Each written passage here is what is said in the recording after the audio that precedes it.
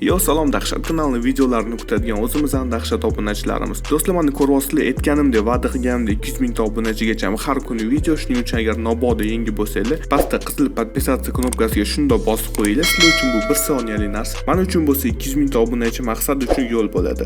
Qayerlarga tushunganingiz uchun rahmat do'stlar. Biz bosmeni yo'ldi.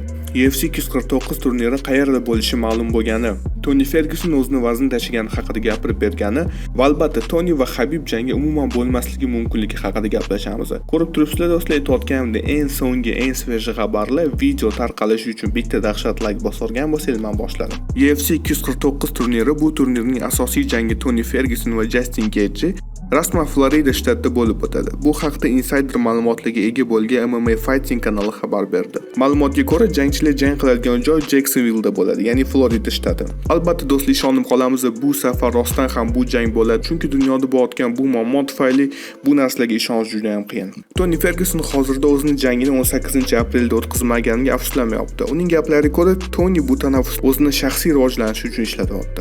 Men akademiyada jang qilmani hisoblasangiz bo'ladi. Men bu yerni zal ham deb atamayman. Men har kuni yangi narsa o'rganaman.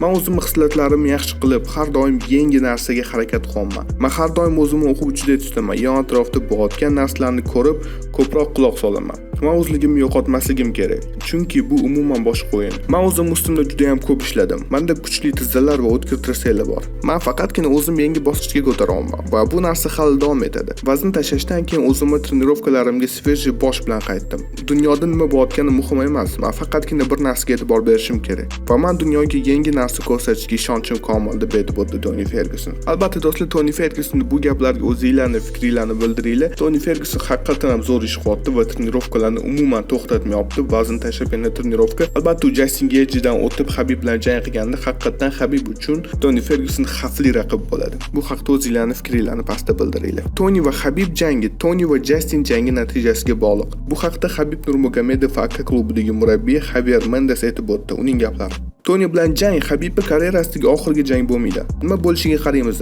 Bu jang ko'p marotaba atmen bo'lgan, lekin ular jang qilishadi, chunki ular aynan shu narsani xohlashmoqda. Bundan tashqari bu jang tashkil topishni xohlayman, chunki bu aqlga sig'mas narsa. Men umrim davomida bunaqa narsani ko'rmaganman. Toni Gaethje bilan uchrashganda va u Gaethjeni o'tgandan keyin albatta bu oson bo'lmaydi. Toni mag'lub bo'lishi ham mumkin, lekin men o'ylashimcha Toni g'olib bo'ladi va ular ikkalasi Habib bilan jang sanasini oladilar. Ishonamanki sentyabrda Abu Dabida bo'ladi bu jang. Va albatta ishonamanki ular bilan hech narsa bo'lmaydi va o'shanda biz buyuk jangni ko'ramiz. Gaethje Toni nima bo'ladi? Agar shunday bo'lsa, Habib va Toni hech qachon uchrashmaydi. Habib Gaethje bilan jang qiladi, deb aytib o'tdi Habibning murabbiyi Javier Mendes. Do'stlar, albatta aynan shu narsaga ham o'zingizlarning fikringizni bildiringlar. Justin Gaethje va Toni Fergyuson jangida nima deb o'ylaysizlar? Kim g'olib bo'ladi? Va Javier Mendes aytayotgandaki, agar mabodo Toni Fergyuson mag'lub bo'lsa, Habib Nurmagomedov u bilan urushmaydimi? Lekin noto'g'ri tushunmanglar, men ham Toni Fergyuson uchun xohlayman. Men faqatgina sizlardan so'rayman. Albatta pastda kommentariyada hammanglarning fikringizni o'qiyman. Do'stlar, sizlar bilan dahshat kanali bo'ldi. Keyingi videoda uchrashguncha xayr. Maqsadimiz 200 mingta obunachi. Yangi bo'lsanglar obuna bo'linglar. Videoni oxiriga keldinglar. Yoqqan bo'lsa like. Ertangi videoda uchrashguncha xayr.